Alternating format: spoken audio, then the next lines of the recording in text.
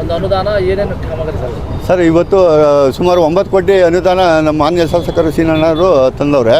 ಇದನ್ನ ಬಿನ್ಮಂಗಲದಿಂದ ಸುಮಾರು ಒಂದು 500 ಮೀಟ್ರು ಡಬಲ್ ರೋಡ್ಗೆ 4 ವೇ ಈ ರೋಡ್ಗೆ ಸ್ಯಾಂಕ್ಷನ್ ಮಾಡೋರು. ಆಮೇಲೆ ಡ್ರೈನೇಜು ಬಿನ್ಮಂಗಲದಾಗೆ ಡ್ರೈನೇಜ್ ಆಗಿಲ್ಲ. ಸುಮಾರು 10 ವರ್ಷದಿಂದ ಶಾಸಕರು ಮಾಡಿಲ್ಲ. ಇದು ಮೊದಲ ಬಾರಿಗೆ ಅವತ್ತು ಹೇಳಿದರು, ಅಣ್ಣ ಇದನ್ನು ನಿಮ್ಮ ಬಾಸು ಯಜಮಾನರು ಕೃಷ್ಣಣ್ಣವ್ರದ ಆಸೆ ನೆರವೇರಿಸ್ತೀನಿ ಕಣ್ಣಣ್ಣ, ನಾನೇ ಮಾಡಿಸ್ತೀನಿ, ಫಸ್ಟ್ನೇ ಪೂಜೆ ಇಲ್ಲೇ ಮಾಡ್ತೀನಿ ಅಂತ ಹೇಳಿದರು. ಅದಕ್ಕೆ ಅವರಿಗೆ ತುಂಬ ಧನ್ಯವಾದಗಳು ಹೇಳೋಕ್ಕೆ ಇಷ್ಟಪಡ್ತೀನಿ. ಇದಕ್ಕೆಲ್ಲ ಕಾರಣ ವಾಸೂರು ಅಂತ ಕೇಳಿ ಬರ್ತಾ ಇತ್ತು.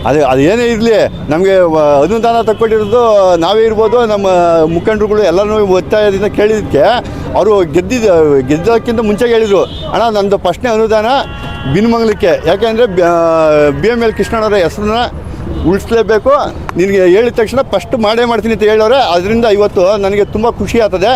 ಆಮೇಲೆ ನಮ್ಮ ಕಾಂತಣ್ಣನ ಮಾರ್ಗದರ್ಶನದಲ್ಲಿ ಒಳ್ಳೆ MLA ಬಂದವರೆ, ಅದರಿಂದ ನನಗೆ ತುಂಬ ಸಂತೋಷ ಆಗ್ತದೆ. ಸಂಗಡಿಗರ ಕೋರಿಕೆ ಈಡೇರಿರೋದಕ್ಕೆ ಏನು ಹೇಳೋದಕ್ಕೆ ಇಷ್ಟಪಡ್ತೀರಾ?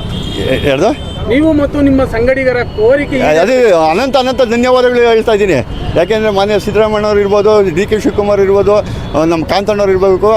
ಆಮೇಲೆ ನಮ್ಮ ಮೊದಲ ಬಾರಿಗೆ ಇದು ಕೃಷ್ಣಣ್ಣನ ಕನಸಾಗಿತ್ತು. ಇದ್ರಿಗೆ ಬಿನ್ಮಂಗಲದಾಗ ಅವರು ಹೋದ್ಮೇಲೆ ನಮ್ಮೂರಾಗೆ ಚರಂಡಿನೂ ಆಗಿಲ್ಲ, ಡ್ರೈನೇಜ್ ಆಗಿಲ್ಲ. ಇದು ಯಾವುದು ಹಳೆ ಊರಿಗೆ ಹೋದಂಗೆ, ಕಾಡಿಗೆ ಹೋದಂಗೆ. ಇವತ್ತಿಗೆ ನಮ್ಮದು ಏನಿದ್ರು ಹೈಟೆಕ್ ರೋಡ್ ಆಗ್ತದೆ. ನೀವು ಇನ್ನು ಸುಮಾರು ದಿವಸ ಬಿಟ್ಟಾದ್ಮೇಲೆ ನೋಡಿ, ನಮ್ಮ ಬಿನ್ಮಂಗಲ ರೋಡು ಹೈಟೆಕ್ ಆಗಿ ಕಾಣ್ತದೆ. ಶಾಸಕರಿಗೆ ಬಿನ್ಮಂಗಲಿಗೆ ಜಾಸ್ತಿ ಒತ್ತು ನೀಡ್ತಾರೆ, ಒಲವು ಜಾಸ್ತಿ ಏನಿಲ್ಲ. ಅವ್ರು ಫಸ್ಟು BML ಕೃಷ್ಣಣ್ಣವರ ಆಸೆ ನೆರವೇರಿಸ್ತೀನಿ ಅಂತ ಹೇಳೋರೆ, ಅದು ನೆರವೇರಿಸ್ತಾರೆ.